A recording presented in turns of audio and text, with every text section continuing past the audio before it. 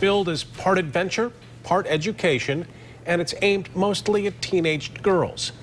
But Target aides learned that East Grand Rapids-based Summer Journeys is beleaguered by reports of indecent exposure and other questionable behavior by its leader.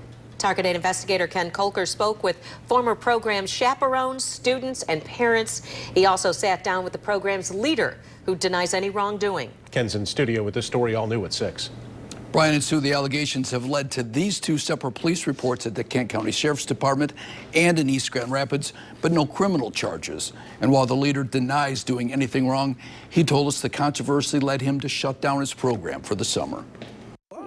A former program chaperone who is making the most serious allegations says Summer Journeys was once what its name suggests. We may climb mountains, we may whitewater raft. It's a lot of hiking and backpacking excursions. In places like California, the state of Wyoming, the Smoky Mountains, and the UP. Up to 3 weeks at a time, punctuated by visits with authors or wolf experts. I think all of us were really intrigued by the philosophy of his program. To get the teenage girls out of their comfort zones. Summer Journeys is led by 44-year-old David Booth, a former Northview High School science teacher and son of recently retired Kent County Circuit Judge George Booth. Booth, who is an East Grand Rapids high school grad, says he has taken more than 500 high school kids on these summer adventures since he started his nonprofit a decade ago. Most from East Grand Rapids and Forest Hills, paying up to $3,200 each. Then, last July, during a hike in the state of Wyoming, this man is in the middle of the wilderness, walking towards a group of unclothed girls. Minors. Booth, she says, and his 19-year-old assistant, Vanessa, both walked naked into a secluded lake where their students were already skinny dipping. I walked up behind the tree line and I watched David and Vanessa enter the water, and they were completely unclothed and facing the girls, the group of girls. David's genitals were exposed and he was just feet away from all of this group of minor girls. On the same trip, she says she saw Booth sit naked in a hotel hot tub with the girls. Yeah. All of them, including David and Vanessa, were nude in the hot tub. She and others say Booth often talked with girls about sex and their body parts as they drove out west in his Mercedes-Benz Sprinter. It might be talk in the van about orgasms.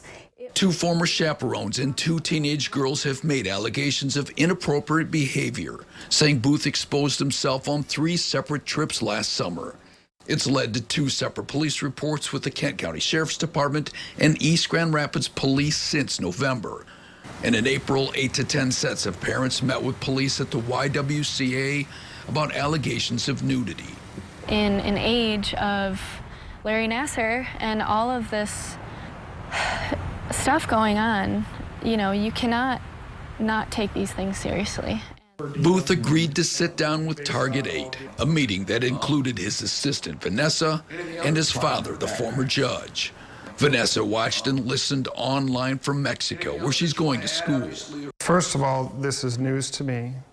I'm not aware of any of these police reports or any of these parents convening to discuss any of these things. He denied exposing himself to girls. In each and every one of those situations, I've been conservative and careful and discreet in order to make sure that nobody sees me naked. He also denied seeing any girls naked or leading them on talks about sex or their body parts. So why would all these different people be lying? I'm not going to use the word lying. I think. Well, you're saying they're not telling the truth. I mean, I'm just saying I don't like the word. His assistant, who was listed in tax records as the Summer Journeys treasurer, defended Booth. I've been there the entire time, and I can say firsthand that I have never seen any nudity, and David has never willingly or mistakenly exposed himself to any student or leader on any of these trips.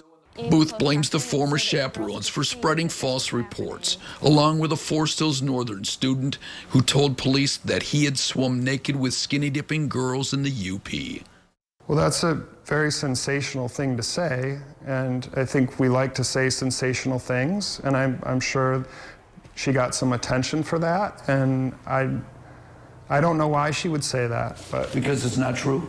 it's not true. Now, once again, Booth has shut down the program for the summer. He says he's working to return deposits to campers who had already signed up. As for the police complaints, they weren't pursued, police said, because the allegations happened outside the department's local jurisdictions.